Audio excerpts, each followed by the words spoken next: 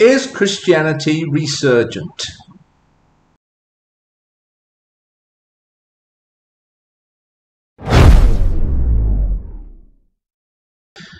You'll occasionally hear, if you scour YouTube long enough, from some Christian apologists who will claim that we are today witnessing a resurgence of faith. Or, if not quite yet, perhaps we're on the cusp of such a resurgence.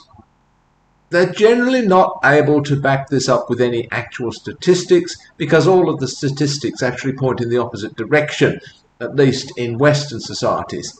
Yes, I know what will happen in the comments at this point. But these people have a feeling, or a sense, or a word from God, all much the same thing really, that such a resurgence is, if not already happening, at least about to happen. Let's imagine that, despite all evidence to the contrary, such a resurgence is underway or is about to occur. Would this be a good thing? No prizes for guessing my answer to that question. Firstly, what would be the reason for such a resurgence of, or as I would prefer to say, retreat to, faith? Well, perhaps people today have an increasing sense of powerlessness.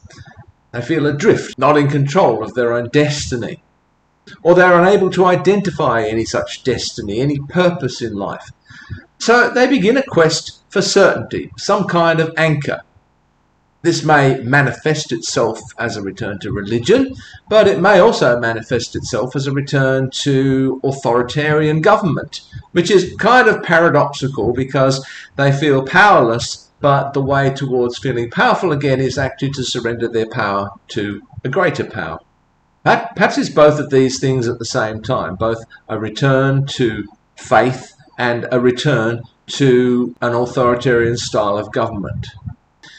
After all, Christianity embodies a kind of divine authoritarianism. Everything is decided from the top down.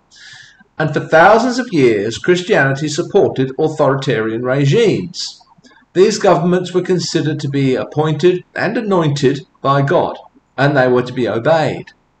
It was only with the rise of the Enlightenment that these ideas were challenged.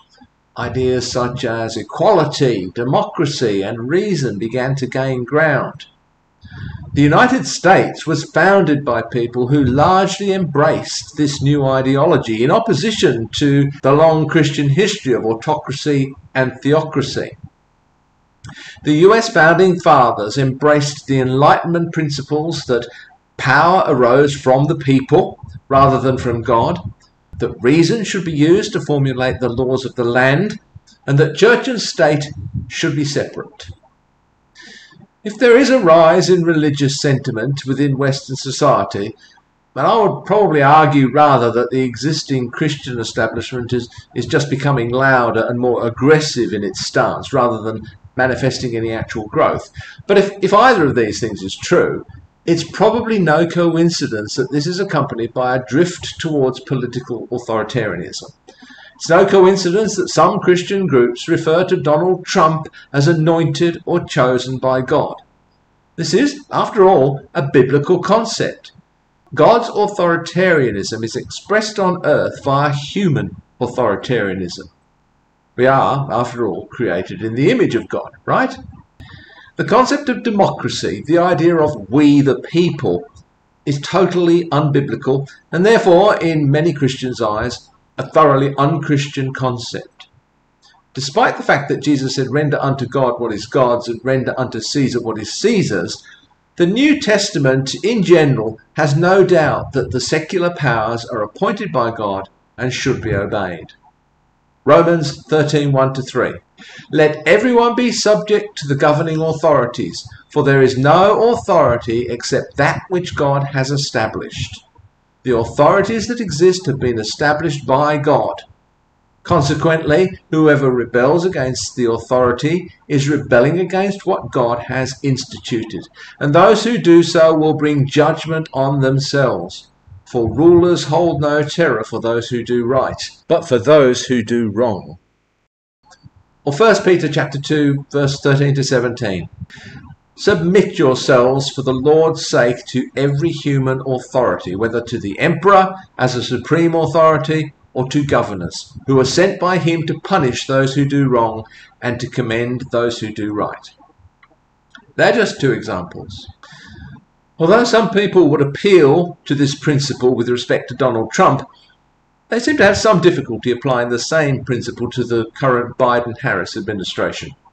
Curiouser and curiouser. I think one of the other main drivers, if not in an actual resurgence of Christianity, perhaps in the hopeful one, as also perhaps in an increase in this volume of existing Christianity, is the rise of Islam in other parts of the world and possibly even in the West. So let's be clear, first of all, that what people hope for is not a resurgence of religion and spirituality per se, but a resurgence in specifically Christian religion. This is why so many Christians in the West are excited by Ayaan Hirsi Ali. She was born in Somalia as a Muslim, but she became an atheist. More recently, she's declared herself a Christian. Her reasons for this are unusual, and none of them seem to have much to do with the appeal of Christianity per se. Here are some of the main reasons that she states for this conversion, and I'll leave a link below to where you can find the article in which she expresses this. Why do I call myself a Christian now? Part of the answer is global. Western civilization is under threat from three different but related forces. The resurgence of great power authoritarianism and expansionism in the forms of the Chinese Communist Party and Vladimir Putin's Russia. The rise of global Islamism, which threatens to mobilize a vast population against the West. And the viral spread of woke ideology, which is eating into the moral fibre of the next generation. Here I think we see expressed many of the reasons why Christianity, though not perhaps resurgent, would certainly like to be, and why it's raising the volume. The last reason she gives, which is the last one I will give too, is this perceived erosion of morality. She conflates this with the viral spread of woke ideology. So this is really an appeal to an earlier moral system. It's reactionary. In the US, this usually represents an appeal to a time before the civil rights movement, before the rise of women's rights, when capital punishment was more widespread, when homosexuality was illegal, when corporal punishment of children at home and at school was the norm, when it was considered appropriate to correct left-handedness, when women were kept aproned and sedated at home, when sexuality was repressed, when people even suspected of communist sympathies were openly discriminated against, when nuclear weapons were proliferating. You know, the good old days. Need I go on? Please add other examples in the comments. Christianity, at least in some forms, is fighting a rearguard action against this terrible woke movement. Linked with this, though, inevitably, is white male supremacy. The changes that have taken place since the middle of the 20th century clearly challenge this power structure. So, no, a resurgence in Christianity, certainly in its traditional form, would not be a good thing.